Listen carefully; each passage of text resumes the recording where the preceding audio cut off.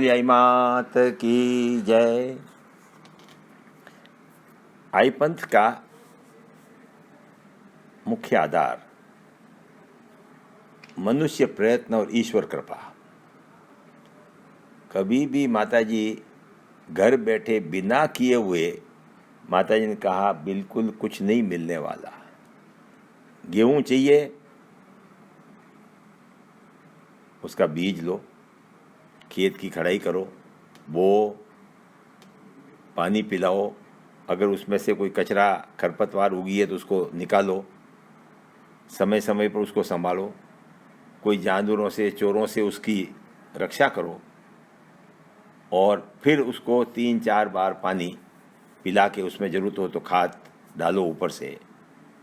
वो धीरे धीरे बढ़ेंगे, बढ़ के पकेंगे, पक के काट के लाटे में लाओ। अब तो मशीन आ गई, थ्रेशर आ गया, उसमें थ्रेशर करके गेहूं को घर ले आओ। कोई कितना भी होशियार काश्तकार हो, उसको ये मेहनत तो करनी ही पड़ेगी।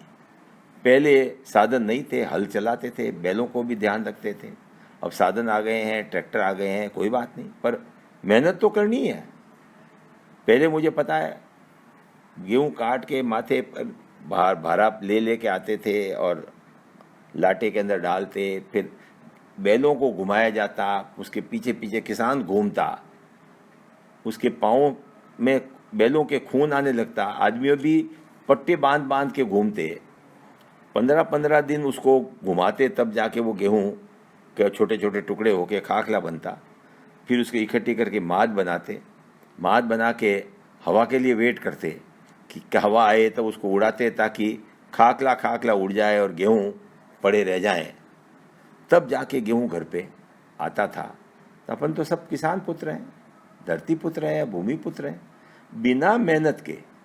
और मेहनत भी आज मेहनत की तो कल नहीं मिलेगा, आज मेहनत की तो 4 महीने 4.5 महीने बाद मिलेगा। और वो भी कितना मिलेगा, वो सिर्फ आपकी मेहनत पर ही आधारित नहीं है। कुएं में पानी खत्म हो गया, सर्दी ज़्यादा पड़ी, दावा पड़ गया, उनाड़ू अपने सावणु फसल में बारिश नहीं हुई। मेहनत करने के बाद भी आवश्यक नहीं है कि आपकी मेहनत का पूरा एवजाना आपको मिलता रहे, परंतु बेसिक बात यह है कि मेहनत करेंगे तो ही आपको धन मिलेगा। मनुष्य प्रयत्न, उसके बाद ईश्वर कृपा। आपकी ईश्वर की कृपा होगी तो आपके पास दावा पड़ेगा, न बारिश की कभी कमी पड़ेगी। सो अपना जो मुख्य आधार है वो यही है कि प्रयत्न के बिना ईश्वर कृपा।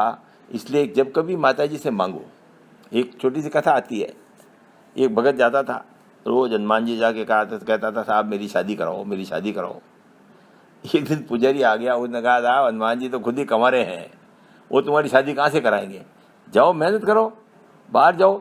सो भगवान के पास देने को कि मेरे को धन दे दो, तो भगवान के पास तो धन है नहीं कि धन दे देंगे।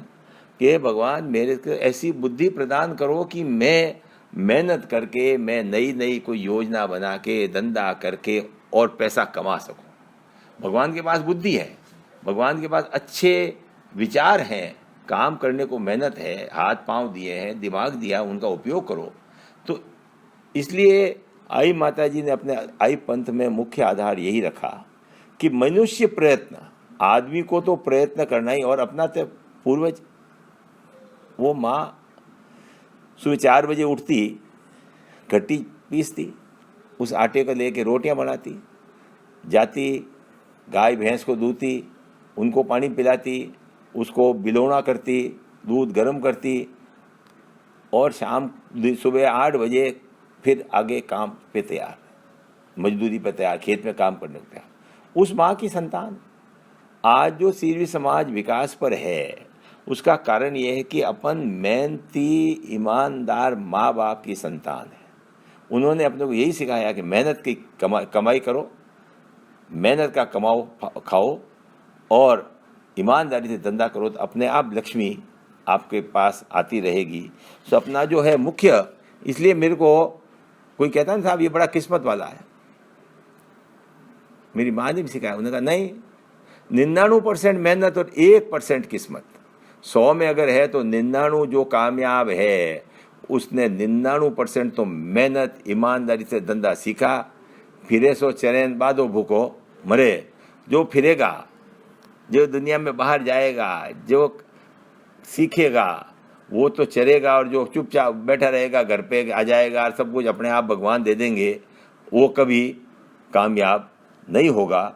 सो अपने बेसिक बात यही सीख करनी है। एक बात को ध्यान, बिना प्रयत्न के कोई पैसा नहीं मिलेगा।